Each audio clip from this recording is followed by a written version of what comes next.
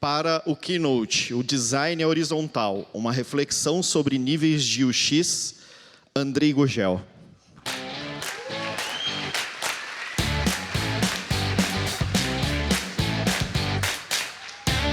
Olá, pessoal. Boa tarde. Vocês estão me ouvindo? Estão me ouvindo agora? O som ficou melhor? Eu falo baixo. Poxa, primeiro eu quero agradecer. Esse evento é incrível. Está sendo uma honra realmente para mim estar aqui conversando com vocês nesse encerramento do evento. Eu estou realmente honrado. Assim, eu não fazia ideia do que eu ia encontrar aqui. Eu estou saindo com muita coisa que eu vi aqui. Muito obrigado mesmo pelo convite, pela oportunidade. Bom, gente, é o seguinte. Essa palestra, ela é muito uma reflexão. Vocês vão ver isso ao longo da apresentação aqui, mas vamos lá, vamos começar então.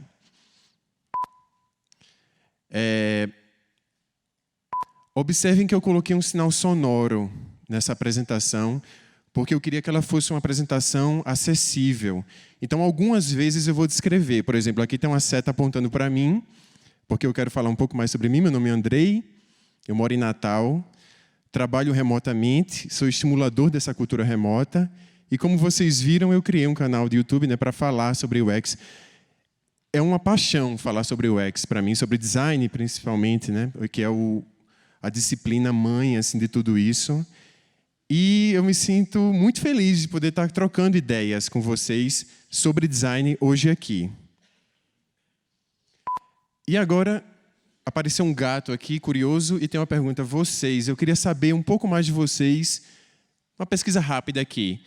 Quem, assim, está começando nessa coisa UX? Bem legal. Quem tem mais de 5 anos nessa? Legal. E quem é da área de programação, desenvolvimento? Show. Ótimo. E as outras pessoas vieram... A maioria tá com a mão...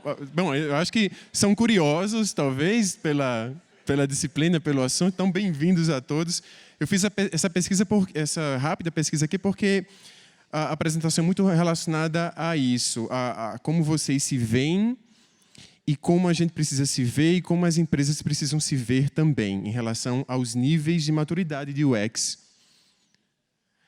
Bom, apareceu agora reflexões em design horizontal. Gente, isso é uma reflexão que eu estou compartilhando assim pela primeira vez, principalmente assim num palco, né? Mas eu acho que essa apresentação não vai trazer respostas. É uma apresentação sobre minhas reflexões. Talvez ela gere mais perguntas, mas tudo bem. Acho que faz parte também a gente refletir e depois ter as respostas. A gente não precisa ter as respostas agora, né? São reflexões e eu quero compartilhar com vocês. Eu fiquei pensando sobre essa coisa do design horizontal e fiquei em dúvida do nome da palestra. Tanto que eu acho que eu vou falar de 2 assuntos, na verdade, que eu entendo o design. É o design horizontal e o design líquido, que é um conceito que eu fico pensando e acho que faz sentido, e eu vou tentar, nesse tempo que eu tenho, mostrar para vocês por que eu acho que o design é horizontal e por que eu acho que o design é líquido. O que é isso? Bom, o design horizontal. A gente começa com esse conceito do design horizontal. Bom, gente, vamos lá.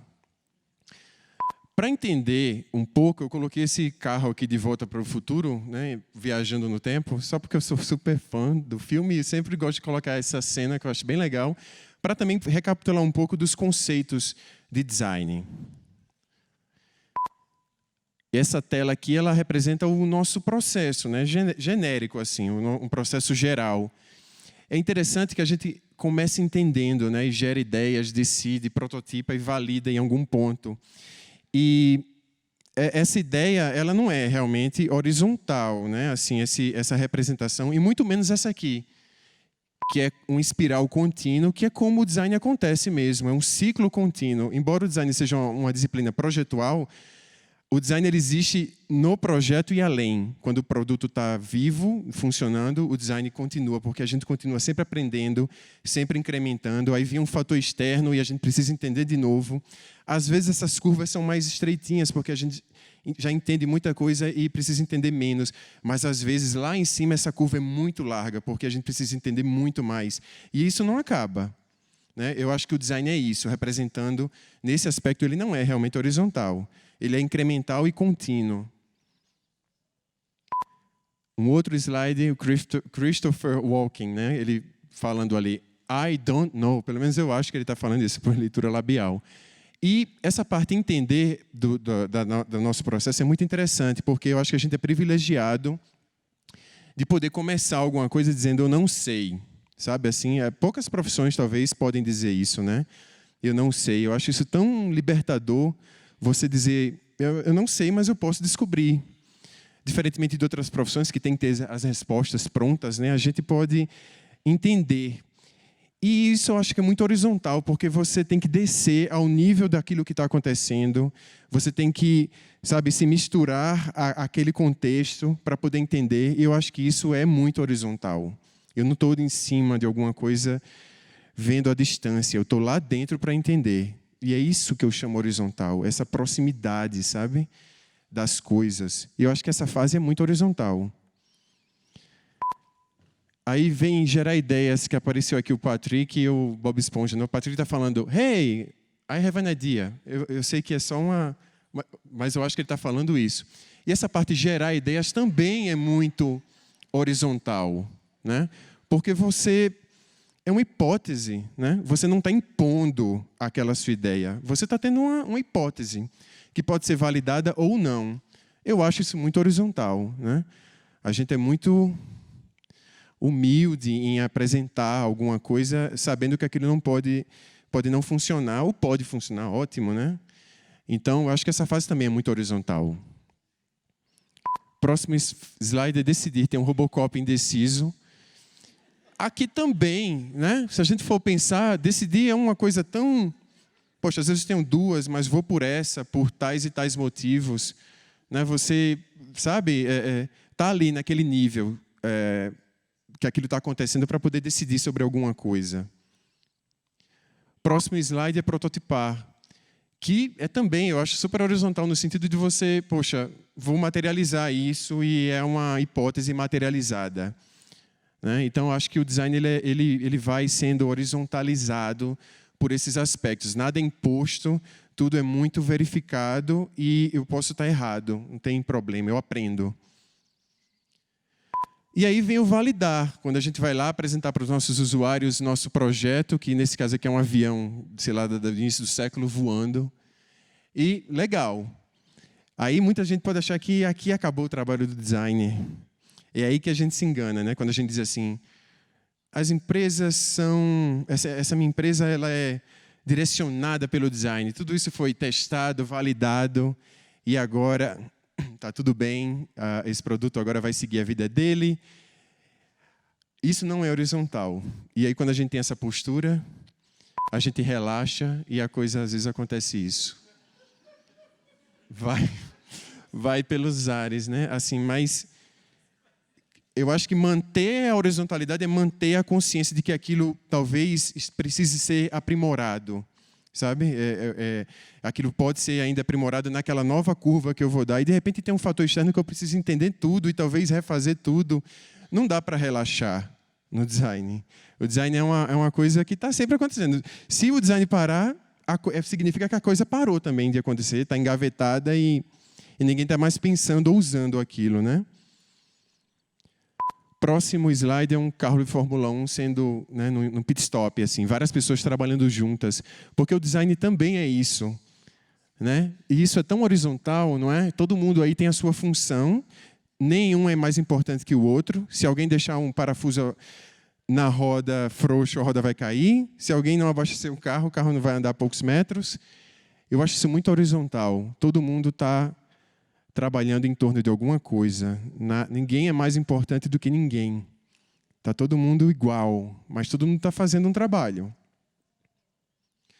o design é participativo, sem dúvida nenhuma. Ele é melhor quando é participativo.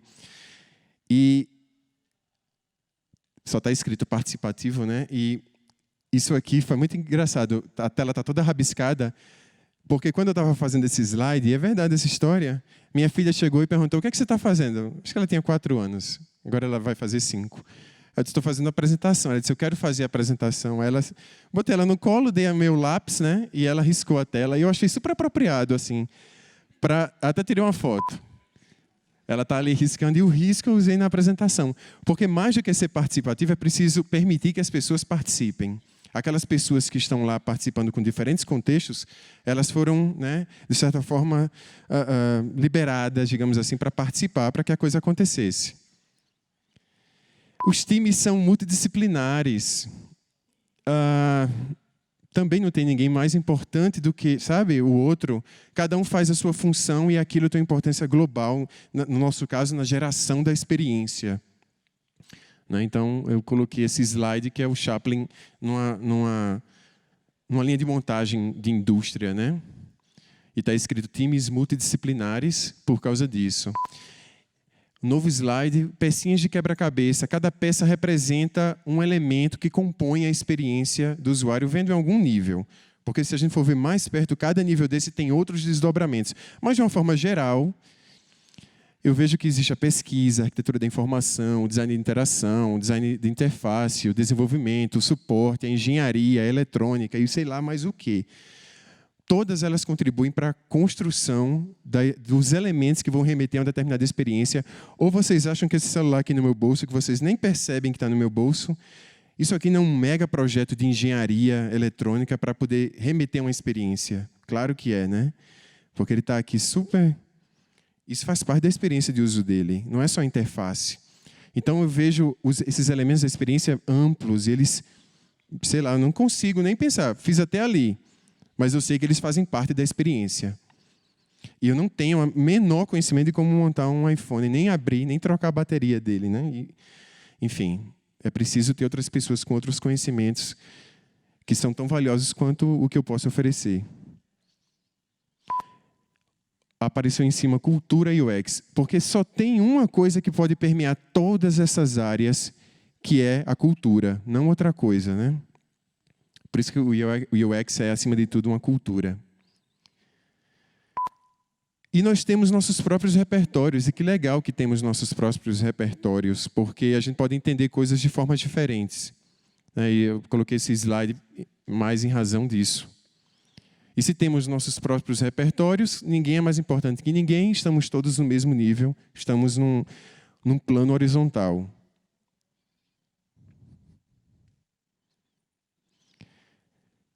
Só recapitulando, todas essas fases são muito horizontais, né, como eu falei para vocês. Nenhuma também é mais importante do que a outra, todas têm a sua importância, isso também é horizontal. Não dá para decidir sem gerar ideias, não dá para gerar ideias sem entender, não dá para validar sem, sabe, prototipar, que está invertido. Mas é muito isso, né? Uma coisa vai dependendo da outra. E tudo isso envolve muita comunicação. Escrevi comunicação porque eu acho que comunicação é o aspecto que permite com que essa cultura seja propagada ao longo de uma organização, ao longo de uma equipe, de um time, né? Tem que ter comunicação. Aqui também não dá para incluir vários tipos de conhecimentos diferentes sem comunicação. As coisas precisam estar conectadas por alguma liga, né? E essa liga é a comunicação. Eu gosto muito dessa frase do Luiz Agner, né, que ele colocou no livro, que o UX é um processo político. Muito legal, né? Porque essa comunicação ela é um processo político de balancear necessidades, e isso é muito complexo. Esses diálogos são complexos e o UX é um processo político interessante. Essa frase me fez pensar muito sobre essa relação de comunicação, de não impor, de estarmos todos iguais, de gerarmos um debate sobre as coisas, e eu trouxe para a apresentação por causa disso. Seja responsável por seu trabalho e além. a imagem aparece o Zuckerberg ali, meio tentando responder alguma coisa que perguntaram para ele. Eu coloquei aqui, temos nossos próprios repertórios, porque esse vídeo eu assisti e fiquei achei tão interessante que as pessoas faziam perguntas para ele sobre banco de dados, como é que é a estrutura técnica do Facebook. Ele não sabia, né? Assim, claro, então, mas eu coloquei brincando. Não que eu quero que ele saiba tudo, mas você ter noção lá do que está acontecendo é muito importante. Então, gente, o UX é inspirado nas pessoas e nas atividades, como a gente viu. Ele é inspirado no comportamento das pessoas. Ele aumenta engajamento, como a gente sabe, e a gente lê tanto dos nossos autores, né? Ele é inspirado nos contextos de uso. A gente sabe que o UX é tudo isso também. E aparece aqui, startups versus grandes, porque foi esse conceito que permitiu que startups brigassem com gigantes. A gente sabe disso, né? Principalmente nesse universo de fintechs, startups que nascem com uma cultura muito arrojada, elas brigam com gigantes. Acho que é um aspecto muito revolucionário, né, desse funcionamento. E aí as empresas começaram a achar tudo isso muito interessante, por ser muito, né, todos esses aspectos, essas justificativas, e o UX é muito interessante. E começaram a aparecer companhias, empresas direcionadas, né, dirigidas pelo design. Isso começou a ser uma coisa assim, a minha empresa tem que ser isso, porque isso é a fórmula do sucesso. E isso gera um problema, porque essas empresas começaram a procurar designers, né, ou UX, vamos chamar ali UX, fica mais claro ainda, júniors, plenos, sêniors. E essa classificação que está aparecendo aqui, eu acho injusta, porque na nossa área tem muita gente migrando com experiências diversas, super úteis para o desenvolvimento de produtos, e essas pessoas com larga bagagem, só porque começaram a trabalhar com design vão ser júnior. Eu acho isso muito injusto. Acho que a gente precisa repensar essa classificação. Ela não é justa muitas vezes. Eu entendo que ela é usada porque ela demarca assim, eu tenho muita experiência nisso, eu tenho média experiência nisso, eu tenho muita experiência nisso. Mas eu acho que se a gente perguntar para as pessoas ou descrever uma vaga pelo que a gente precisa que seja feito, é melhor do que dizer, eu estou procurando um designer sênior, ou, sabe? É melhor dizer, não, eu preciso de um designer que faça isso, isso, isso. Aquela pessoa faz. Sem necessariamente ela ser sênior, né? Até porque eu acho que essa abordagem joga para o profissional uma responsabilidade que é da empresa, que é gerar cultura, né? E a abertura para que as coisas funcionem. E aí a gente entra nos níveis de maturidade de UX. Foi muito interessante. Eu recebi uma mensagem no LinkedIn, uma pessoa perguntando para mim o que é que ela deveria fazer, porque ela era, segundo ela, júnior, né? Assim, tinha pouca experiência, mas ela estava responsável por descrever o que é que um júnior, um pleno e um sênior faz na empresa dela. Acho que antes dela pensar nisso, e ela está com uma cilada, né? Acho que ela tem que parar e pensar nos níveis de maturidade. A gente tem várias pesquisas, né, como essa da Nielsen Norman Group, que falam de níveis de maturidade. Vocês podem encontrar inúmeras descrições sobre níveis de maturidade, inúmeras. Tem essa, né, que é de 2006. Eu acho curioso uma coisa, eu vou mudar aqui o slide. Pronto, apareceu uma linha do tempo que tem escrito 20 anos, porque dos 8 estágios, eles afirmam que para passar do estágio 2 ao estágio 8 são necessários cerca de 20 anos. Esse artigo deles foi feito em 2006. De lá para cá, a gente sabe que startups brigam com grandes. Então, essa conta talvez precisasse ser revisada, não sei, mas a realidade que eu percebo é essa, talvez vocês também, né, que existem startups brigando. Então, o tempo não é lá a questão principal. Tem essa aqui que eu acho super interessante, da Sabine Junginger, né, 2009. Acho legal, parece um olhinho, né? Ficando atento, e dali está muito atento. Quando a cultura está totalmente, digamos assim, espalhada pelas estruturas, né, de uma empresa. Tem essa aqui, do brasileiro Renato Feijó, também. Vai do 1 ao 6, né? Mas o conceito é o mesmo, assim, do nada para algum canto que é super amadurecido e estratégico. Essa aqui também, da Macadamian, né? Que tem 5 estágios, do começo para um nível de maturidade muito alto, excepcional. Vocês podem baixar essas pesquisas e muitas outras. Eu vi dezenas, literalmente. Então, eu resumi essas abordagens em basicamente isso, em alto nível, assim, né? Sempre é da ausência, ou muitas vezes, às vezes, até da rejeição, como o Norman e o Nielsen falam, né? Um nível de rejeição, até um nível de fluência, de competências, né? Competência no sentido de você ter um conhecimento e você manipular aquele conhecimento. Isso é competência, né? E no meio tem alguma coisa que acontece, né? Um processo aí que varia de acordo, talvez, com a estrutura da empresa, nem saberia dizer. Mas, de uma forma geral, é isso. E a gente sabe que aquele meio ali é a construção de uma cultura, né? Não dá para fazer isso sem ser a construção da cultura mesmo. E amadurecimento, é um passo de cada vez, e a cultura vai acontecendo. E eu fiz esse gráfico aqui para representar aquele resumo lá. Vou tentar descrever, são círculos, né? E esses círculos têm uma abrangência que vai do centro para a parte mais externa. Não está em looping porque, na verdade, eu tinha feito ele indo da parte externa para a parte interna. Porque quando a gente pega a interpretação daqueles níveis de maturidade e coloca num patamar horizontal, eu percebo que a gente tem o design como centro, todas elas têm o design como centro.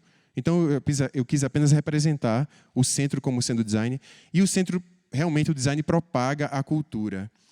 Mas essa cultura chega a níveis muito distantes, digamos assim, entre aspas, do design.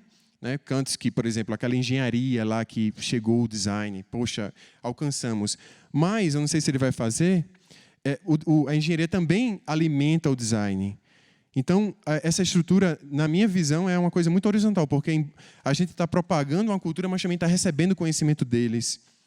Né? Então, essa animação representava isso, a expansão, mas também a volta para o design. E todo mundo no mesmo patamar, entregando e aprendendo. E aí vocês podem perguntar para mim, como é que faz isso, essa propagação da cultura? Bom, eu vou usar aquilo que eu falei lá no começo, eu não sei. Assim, isso não... Depende, talvez, do nível da empresa, da estrutura que ela tem, da abertura que foi dada para que essa cultura aconteça. Mas, com certeza, o design está ali propagando ela, né, para que ela se propague de uma forma bem homogênea naquela estrutura toda. Talvez eu não tenha resposta, mas desconfio que comunicação é algo muito importante, que essas pessoas se falem, que elas estejam juntas de alguma forma. Sessões de cocriação são bem legais para isso, né? Porque quando vem alguém lá distante e ele participa de uma criação, ele tem contato com o design e passa a entender como é que as coisas são desenvolvidas, né? Em termos projetuais. Comunicação é uma. Eventos como esse, onde a gente debate, onde a gente vê conceitos e a gente está aprendendo coisas. Acho que é muito valioso, né, a gente estar aqui conversando sobre isso, trocando essas ideias. Muito valioso que isso seja transmitido pelo YouTube. Parabéns pela iniciativa que vocês tiveram. O evento não fica restrito aqui, né? Ele está aberto e disponível. Isso é sensacional. E talvez a gente falando, as coisas vão se consolidando. Essa cultura, né, que a gente fala e tanto procura propagá-la. Talvez a gente possa um dia debater como a gente propaga essa cultura e entendendo como é que isso vai alimentar um movimento daquela homogeneização, né, da cultura ao longo de todas as estruturas. Algo que eu também estou aprendendo. Mas o que eu sei é que o design não é um departamento. O design ele é algo, e esse algo ele está entranhado, né, em vários lugares, ou ele pode estar. Eu acho que quanto mais madura é a empresa, mais o design está diluído. Até o design não ser falado, sabe assim, porque as pessoas são tão habituadas à cultura de colocar o usuário no centro do processo que as decisões passam a ser feitas assim. todos os novos produtos passam a ter esse tipo de preocupação.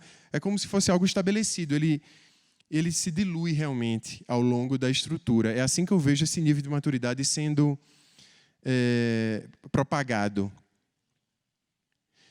E aí a gente chega nesse conceito aqui do design líquido, né, que é algo que é apenas uma representação, mas eu acho que nesse nível mais maduro, pena que não está no loop, né? Mas nesse nível mais maduro, o design ele é praticamente isso. Se eu pudesse ver o design se espalhando numa empresa ao longo de vários departamentos e ele sendo algo muito natural, eu entendo ele como horizontal e líquido também, porque ele se espalha, ele ocupa os espaços e ele existe simplesmente de uma forma natural, sem ser algo departamentalizado, né?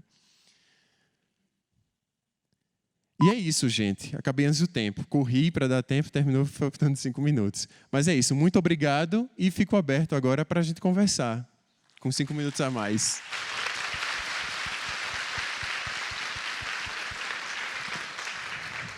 Parabéns, Andrei.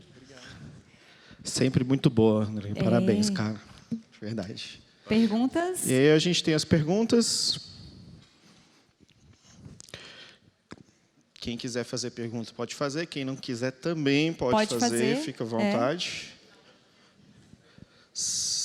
Ali, ó, lá em cima. A Vivi vai sair daqui com as batatas da perna tudo dolorida. Tem que subir e descer isso aí. Chegando. Enquanto isso, o Dani vai dançar. Isso. Sem música, o que é melhor ainda. Vivi chegou logo. Chegou lá. Olá, gente, tudo bem? Olá. E Andrei, beleza? Beleza. A gente trocou um papo ali fora. Foi. E eu gostaria que você, inclusive, compartilhasse isso, que foi um pensamento que nós tivemos em comum, que foi bem legal. Isso me deixou muito tranquilo, inclusive, que foi... Desculpa, eu não podia perder a oportunidade. Foi muito boa. Desculpa, foi mal, velho. Trocamos um papo lá fora e temos um papo em comum. Aí, cara, pronto. Aí eu queria perguntar se você quer veio sair pra Brasília e comigo. saiu com o namorado. Desculpa. Mas, enfim, quando, ultimamente, com a popularização acerca de processos de UX, enfim, eu venho percebendo que as coisas estão muito, digamos que, virando cápsulas e caixinhas, né? A parte de pesquisa, a parte de prototipação, enfim.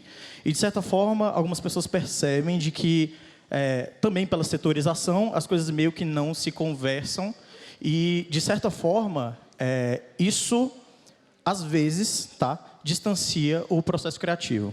A relação do processo criativo com esses processos dentro de, sei lá, design thinking, enfim, os outros sistemas que foram criados. O que você pensa em relação a isso? Você acha que é prejudicado ou até que nível não é e é prejudicável? Sim, é que essa questão da iniciativa criativa, né? Ela tem que ser condicionada a um processo, né?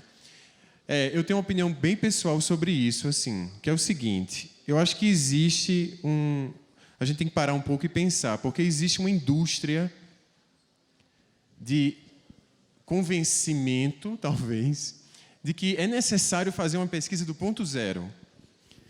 Eu não sei, eu não tenho certeza disso, sabe? Assim, eu acho que existe uma capacidade nossa também de perceber coisas e sugerir. Porém, essa sugestão, essa hipótese precisa ser testada. Não necessariamente eu tenho que partir de uma pesquisa no começo. Eu posso partir de uma percepção minha. Eu acho que isso é algo muito do designer, né? Então, eu acho que existem discursos sobre isso, mas essa é uma crença minha, pessoal. Eu acho que a pessoa pode, sim, perceber algo e dizer, não, isso aqui talvez se solucione por isso aqui. Vou construir, vou testar. Não necessariamente você tem que fazer uma pesquisa para descobrir aquilo, entende? Acho que se a gente encara assim, a gente meio que apaga o nosso senso crítico das coisas, da nossa bagagem pessoal também, que é importante, dos nossos repertórios, que não podem ser desprezados simplesmente. Pesquisas são importantes, mas em algum ponto você pode começar assim por a sua crença e testar ali na frente, se deu certo mesmo. Se não deu, você aprendeu. Excelente. Mais alguma? A Vivi se movimentou com uma certa agilidade. Foi. Vivi de cor-de-rosa ajuda. Acho que ela estava com instinto aqui. Caraca, você viu como é a vida. Alberto da Dirag. Na verdade, eu estou com um pensamento meio aberto ainda. É porque eu vejo muito, eu sou administrador como formação. Eu vejo muito o movimento de UX como uma coisa que vem da TI e tenta ir para fora da empresa. E o contrário eu não vejo. E aí, eu, falando como administrador, eu penso assim, como gestor, eu não vejo muito as empresas pensando no UX de uma forma muito sistêmica, de fato. Eu não vejo, por exemplo, a empresa, e isso de modo geral, tá? A empresa, por exemplo, treinando o seu funcionário da ponta, fazendo ele entender o que é o UX. Parece mais uma questão de bolhas dentro da empresa que tentam, no final das contas, acaba num vício triste. E aí eu falo assim, eu gosto muito do X. Eu acho que ele está, inclusive, trazendo uma coisa que faltava no Banco do Brasil, que é olhar o cliente para fazer o produto, né? Mas eu vejo muito assim essa parte de se concentrar demais dentro de uma bolha e fazer do X, no final das contas, um desenho de tela. Eu acho isso triste. Então, assim, na sua perspectiva, como é que você acha que a gente pode fazer isso, amadurecer num ponto de tirar o X de uma coisinha representativa para se tornar, de fato, uma coisa que a empresa viva, né? Porque, sim, quando a gente tiver o nosso funcionário da ponta vivendo o X, aí a gente vai conseguir fazer com que esse movimento realmente se consolide, né, no mercado. Quando a gente... Como é seu nome? Alberto. Então, Alberto, quando a gente compreende que o X, né, o que se fala, o X e o X, experiência do usuário, nada mais é do que você parar e observar ou perguntar e descobrir como é que a pessoa está se sentindo enquanto usuária de alguma coisa, seja ela de uma cadeira, de um sistema, de qualquer coisa, isso é a experiência do usuário, isso é o conceito de UX. Não é nada do outro mundo. É você parar, observar se aquilo está funcionando, se a pessoa está se frustrando, que grau de satisfação ela tem. E o UX é relacionado a isso. E aí as pessoas podem se unir para trabalhar em diferentes partes para que as pessoas tenham uma experiência satisfatória. Isso é o UX. Então, se eu estou desenhando alguma coisa e aquilo está isolado, apenas, como você falou, no desenho de tela, é claro que é errado. Porque... E o suporte, sei lá, que fala com o cliente, se ele não compreender que a gente, se não estiver junto, a gente vai criar um ruído que vai contaminar tudo, aí não vai adiantar. O nosso esforço de maturidade é justamente para que todos compreendam a importância disso e criar mecanismos para que isso aconteça de uma forma positiva sempre, né? Essa construção é a cultura e essa construção é essa propagação do conceito, que, na minha opinião, eu acho que ela é muito horizontal, porque a minha importância na tela é tão importante quanto do atendimento. Eu tenho capacidade de gerar uma experiência positiva ou um elemento, né, que gera uma experiência positiva ou negativa, e aquela pessoa do atendimento também tem a mesmíssima responsabilidade com as ferramentas, os mecanismos que ela tem. E nós temos que estar juntos para construir essa experiência positiva. O grande desafio é esse. Como deixar todo mundo ciente disso, né? Legal, o que você falou de mudança, a cultura é um dos nossos maiores desafios mesmo, né? A gente tem trabalhado, a gente vê como assim, a gente mata um leão por dia, a gente brinca, mas já estamos assim muito mais avançados em conceito, em disseminação mesmo do que é o X dentro do banco. Se a gente olhar para um cenário aí de 5 anos, a gente evoluiu, né, gigantemente, né? Exato. A mudança cultural Exato. É a mais difícil, Aos né? poucos as pessoas vão percebendo, né? Exato. Elas próprias, como usuárias diversas de diversas coisas, quando elas têm contato com essa preocupação, elas vão entender que, sei lá, aquela experiência negativa que ela teve lá, em algum serviço que ela usou, poderia não ter sido daquela forma, que aquilo não é culpa dela, né? Que aquilo foi resultado de uma construção mal observada. E ela, poxa, então eu vou fazer também do meu lado para que isso... Aí sim a gente começa a propagar. Acho que tem uma ali, ó. Tem ali? Oi, obrigada. Carol, da Advar. Você fala muito do design como horizontal, mas hoje a gente não trabalha numa empresa horizontal. Então, eu queria sugestões no sentido de, às vezes, a mudança tem que vir de baixo para cima e a gente precisa subir essa ideia. Sim. Então, quando chega aquela coisa, por exemplo, eu sei que o X existe, ou eu sei que a inovação existe, então, tatuadinha da inovação, vai lá e inova. Cria alguma coisa, ou faz alguma coisa diferente, ou a gente precisa de uma mudança para ontem, enfim, faz um X você com você, resolve você com você, ou, enfim, coisas assim.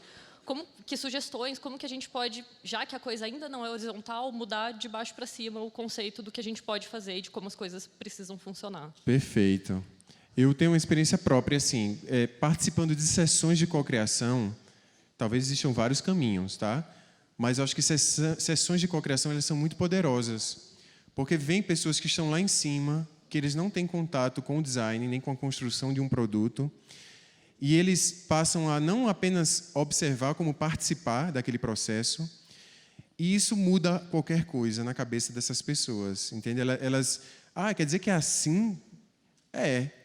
Mas isso é o design? É. Você está construindo comigo, isso é um processo de projeto. Mas não é a estética? Não, é o comportamento também. A estética vai ser lá na frente, você vai poder, inclusive, colaborar. Sabe, eu acho que isso muda muito. Se chegar com as entregas lá em cima, não se entende o processo. E eu experimentei isso participando de, por exemplo, design sprint. Quando vem alguém assim que, sabe, não tem o menor conhecimento, mas quando percebe aquela construção, muda alguma coisa. Muda, ela vai perguntar de novo para fazer com outra coisa, e isso vai consolidando, né?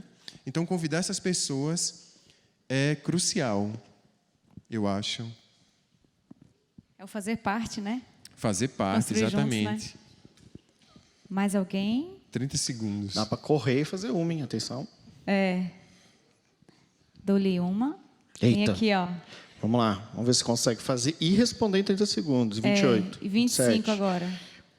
Como fazer isso numa empresa tão grande como o Banco do Brasil? Como você, um analista, chegar na UX, porque não tem gente de UX em todas as equipes, né? Como faz isso? Eu não sei. Comece convidando, testando. Melhor resposta. Nós também não, então tá tudo bem. É isso mesmo. A gente vai descobrir juntos, né? A gente não sabe. Vamos descobrir juntos, convidando, metendo a cara, eu acho. Eu não Parabéns, sei. Andrei. Obrigada. Obrigado, viu? Muito Muito obrigado. Salve de palmas. Muito obrigada. Por favor.